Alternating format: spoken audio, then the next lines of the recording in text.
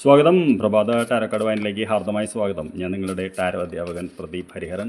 എന്ത് യൂണിവേഴ്സിൻ്റെ മെസ്സേജാണ് ഇന്ന് താങ്കൾക്ക് വരുന്നതെന്നാണ് ഞാൻ ചോദിക്കുന്നത്. ആദ്യത്തെ കാർഡ് എന്ന് പറയുന്നത് എന്താണെന്ന് യൂണിവേഴ്സ് താങ്കളോട് പറയുന്നത് എന്നാണ് ഞാൻ ചോദിക്കുന്നത്. 2, എന്ത് കാര്യമാണെന്ന് കാണാതെ പോകരുത് എന്ന് പറയുന്നത്. അതായത് ഇത് നമ്മൾ ചിലപ്പോൾ നമ്മുടെ തിരക്കിൽ കാണാതെ പോകാൻ സാധ്യതയുണ്ട്. മൂന്നാമത്തത് എന്ത് കാര്യമാണെന്ന് വിശ്വസിക്കേണ്ടത് എന്നാണ് ഞാൻ ചോദിക്കുന്നത്.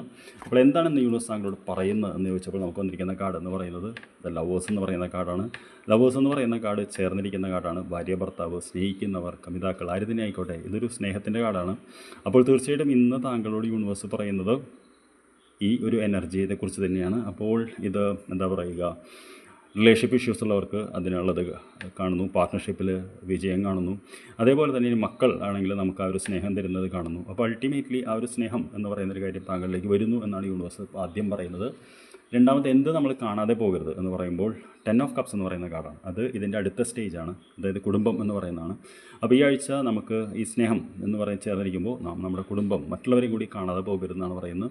അതായത് ഒരു കുടുംബം എന്ന് പറയുമ്പോൾ നമ്മുടെ ബന്ധുക്കളെല്ലാവരും ഉണ്ട്. അപ്പോൾ അവരെ മതിമറന്നു പോകരുതെന്നാണ് പറയുന്നത്. അതാണ് 3 എന്ന് പറയുന്നത്. എന്താണ് നമ്മൾ ഈ ആഴ്ച വിശ്വസിക്കേണ്ടതെന്ന് പറഞ്ഞപ്പോൾ നമുക്ക് വന്നിരിക്കുന്ന കാർഡ് ഹാർട്ട് ബ്രേക്കിൻ്റെ കാർഡാണ്. അതായത് എപ്പോഴും നമ്മൾ വിചാരിക്കരുത് നമ്മളിങ്ങനെ എപ്പോഴും ഹൃദയം പൊട്ടി ചോര വരുന്നുള്ളത്. അതിൻ്റെ ഒരു കാലഘട്ടം കഴിഞ്ഞു, അത് മാറും എന്നുള്ളതാണ്. അപ്പോൾ നാം വിശ്വസിക്കേണ്ടതെന്ന് വെച്ച് കഴിഞ്ഞാൽ നമ്മളിങ്ങനെ ഒരു ഹാർട്ട് ബ്രേക്ക് എല്ലായ്പ്പോഴും വരും, അപ്രതീക്ഷിതമായിട്ട് തിരിച്ചടി വരും എന്ന് വിചാരിക്കരുത്.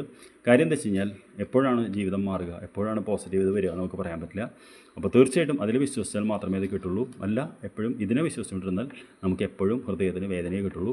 മറിച്ച് കുടുംബത്തെയും സ്നേഹത്തെയും വിശ്വസിച്ച് കഴിഞ്ഞാൽ നമുക്കത് നമ്മളിലേക്ക് വരും. നമുക്ക് എപ്പോഴും അറിയാമല്ലോ, നമ്മൾ എന്താണോ ചിന്തിക്കുന്നത് അതേ നമ്മൾ അട്രാക്റ്റ് ചെയ്യുള്ളൂ.